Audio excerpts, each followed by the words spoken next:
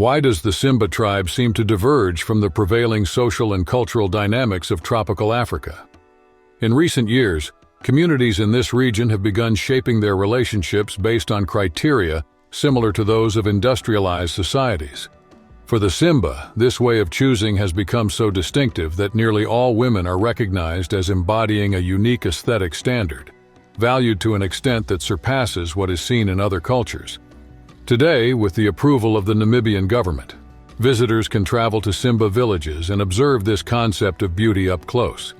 In certain parts of the world, where ways of life still maintain ties to ancestral practices, traditions remain less influenced by external forces, preserving unique perceptions of what is considered beautiful. In these regions, cultural diversity continues to coexist with deep-rooted traditions, safeguarding values that withstand global standardization. The concept of feminine beauty in tropical Africa doesn't follow a fixed standard. In some communities, hip shape is the main criterion, while in others the most valued features are the breasts or the length of the legs. Additionally, practices like inserting plates into the lower lip or stretching the ears with weights highlight the symbolic importance the body holds, representing the group's identity and its deepest beliefs. None of this happens by chance. Each aesthetic choice serves a purpose related to survival, reproduction, and connection to local traditions.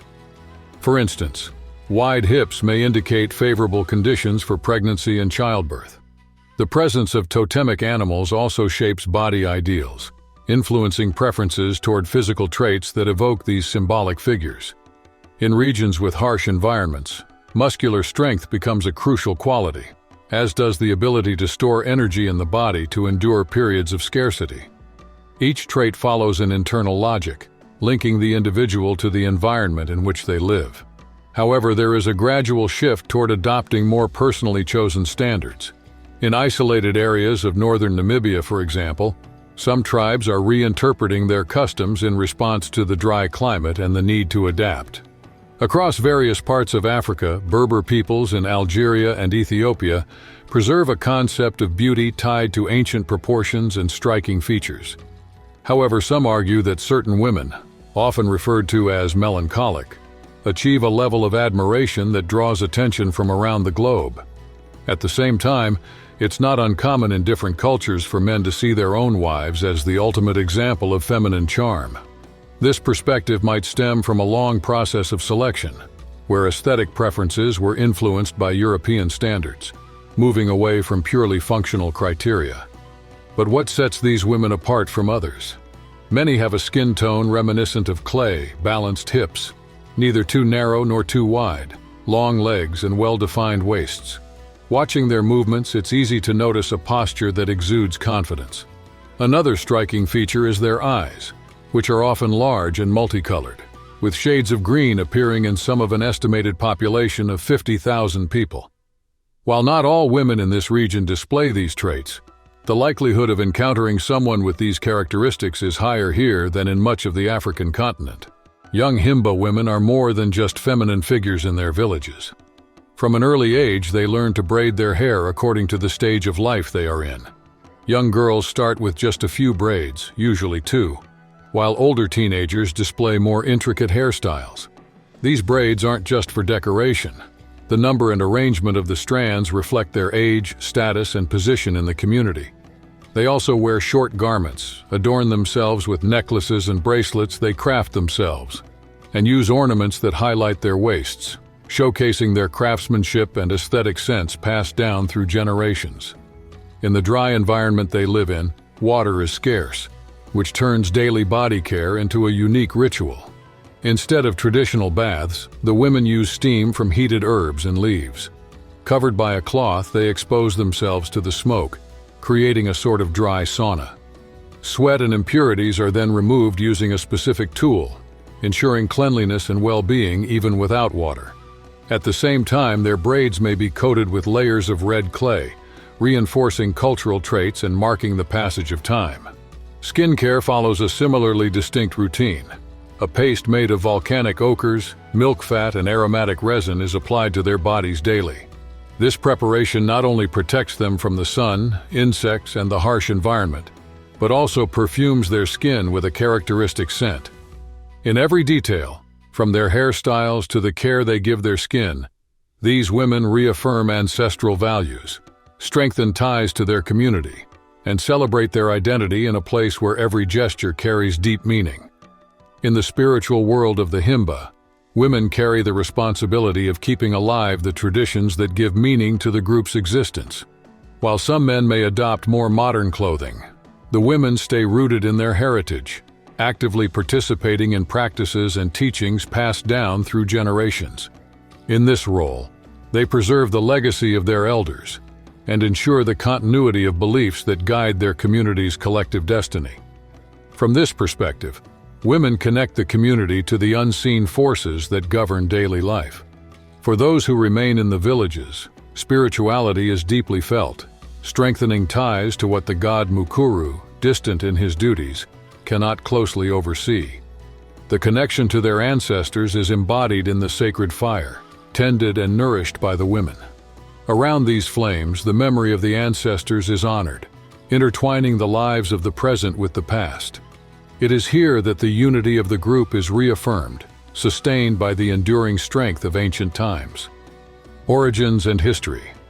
The origins of the Himba people remain uncertain, but evidence suggests that around the 16th century they migrated from lands to the east and settled in the northern region of what is now Namibia. Over roughly 120 years, they faced cycles of drought and the influence of German colonial power. Although this rule eventually ended, the harsh, arid land continues to pose significant challenges. Way of life. In the daily life of the Himba, their homes are built using branches, logs, and a mixture of mud and dung, creating shelters well suited to the local heat. Women play a central role. In addition to constructing and maintaining these homes, they care for the children, tend to livestock, and perform many other essential tasks. This constant rhythm of work, combined with the challenging environment, means their life expectancy is, on average, shorter than that of the men. Polygamy. The Himba family structure doesn't follow a single pattern.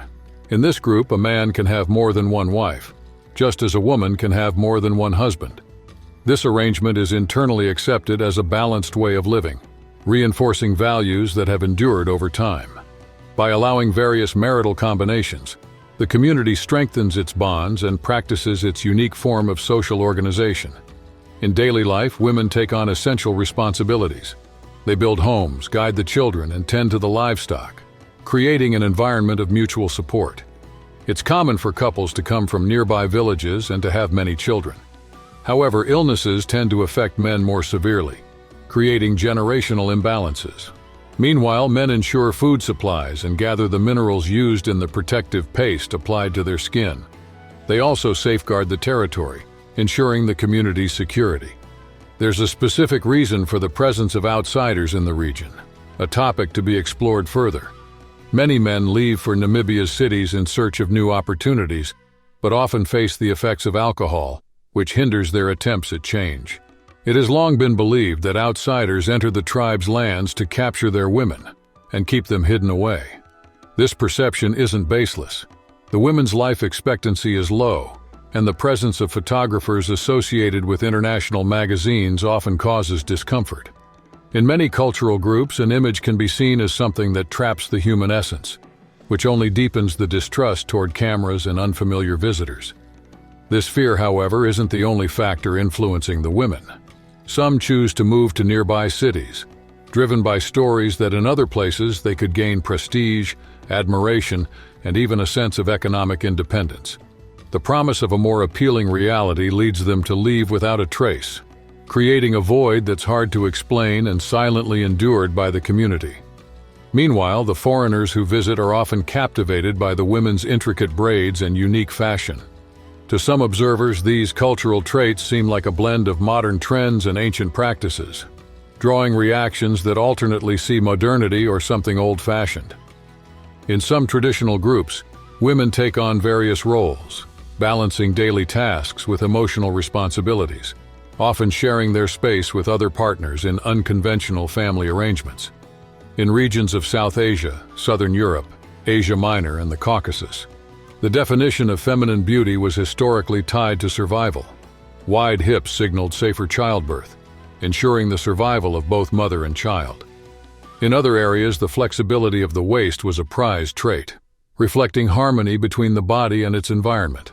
In certain parts of Africa, the accumulation of body fat conveys distinction, while in other cultures, physical agility becomes the standard of attractiveness. Among the Simba, for instance, the ideal focuses on a slender figure and delicate features, contrasting with beauty standards that celebrate more robust forms. The admiration for full lips, now so widespread, emerged when women began to be seen beyond their reproductive roles, gaining influence and a voice in shaping their communities. In this context, the aesthetic ideals valued by the Simba align with standards found in societies considered developed, where women, in addition to achieving equality, keep traditions alive that connect them to their past. This blending of cultural values and references reflects an ongoing process where appearance, social meaning, and collective identity are deeply intertwined.